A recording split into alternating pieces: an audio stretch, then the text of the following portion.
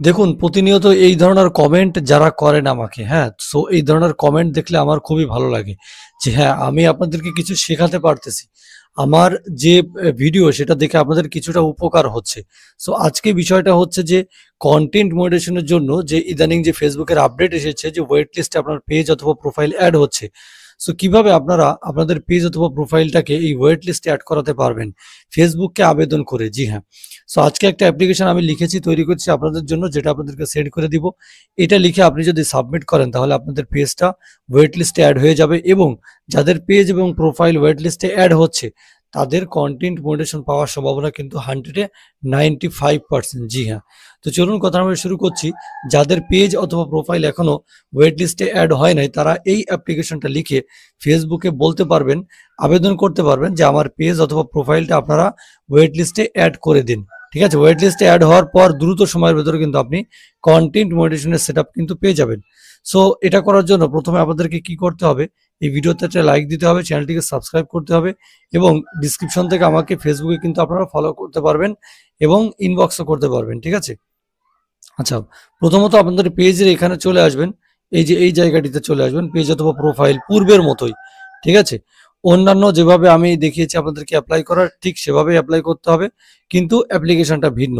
ঠিক আছে? আচ্ছা, যেখানে এটা অ্যাপ্লিকেশন সাবমিট করার আগে আপনাদেরকে এই ড্যাশবোর্ডে এসে এখান থেকে একটা আপনাদের কি করতে হবে? স্ক্রিনশট নিতে হবে যে আমার পেজটা এখনো ওয়েট লিস্টে অ্যাড হয় নাই।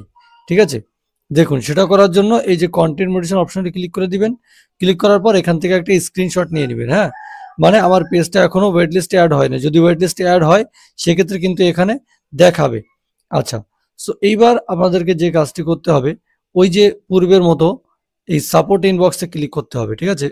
এই যে সাপোর্টে ক্লিক করবেন।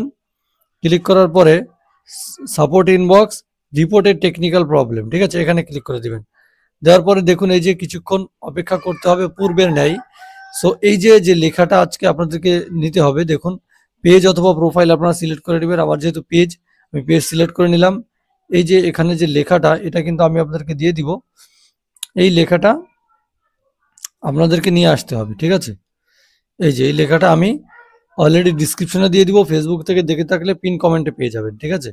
আচ্ছা, তারপর এই যে ডিসক্রাইব দ্য ইস্যু, এখানে আপনাদের যেখানে শুধু পেজ লেখা আছে সে জায়গায় প্রোফাইল হলে প্রোফাইল এবং পেজ থাকলে পেজই লেখা থাকবে। আচ্ছা, নিচে যে কাজটি করতে হবে আপনাদের পেজের নেম, এই দেখুন এই যে নিজের নেম এবং পেজের নেম, পেজ যে প্রোফাইলের আন্ডারে আছে সেই প্রোফাইলের নাম লিখতে হবে এখানে। ঠিক আছে? তারপরে আদার সোশ্যাল লিঙ্কের এখানে দেখবেন যে আপনার পেজ লিঙ্ক দিবেন এবং আদার সোশ্যাল লিঙ্ক, টিকটক লিঙ্ক দিতে পারেন, ইউটিউব লিঙ্ক দিতে পারেন। ঠিক আছে? দিয়ে এই যে আপনাদের স্ক্রিনশটটা এখান থেকে আপলোড করতে হবে। দেখুন এই যে স্ক্রিনশট আমি এখান থেকে নিয়ে নিচ্ছি। এই হচ্ছে স্ক্রিনশট। সো এটা দিয়ে, হ্যাঁ, এই যে স্ক্রিনশটটা এটা নিয়ে নিতে হবে। এই তারপরে যে অ্যারো বাটনে আমি ক্লিক করে দিলাম। সো এইভাবে আপনারা ক্লিক করে দিলেন। দেওয়ার পরে দেখবেন এখানে ফাইনালাইজিং বাগ রিপোর্ট। ঠিক আছে? এইভাবে আপনার রিপোর্টটা কিন্তু সাবমিট হবে এবং ফেসবুক সেটা দেখে যাচাই বাছাই করে আপনার যদি কন্টেন্ট সবকিছু ঠিকঠাক থাকে তাহলে ফাইনালি আপনার পেজটাকে তারা ওয়েট লিস্টে নিবে। ঠিক আছে? যাই হোক, ওয়েট লিস্টে নেওয়ার পরে কিন্তু আপনি দ্রুত সময়ের ভেতরে কন্টেন্ট মনিটাইজেশন সেটআপটা পেয়ে যাবেন। ধন্যবাদ সবাইকে ভিডিওটি দেখার জন্য।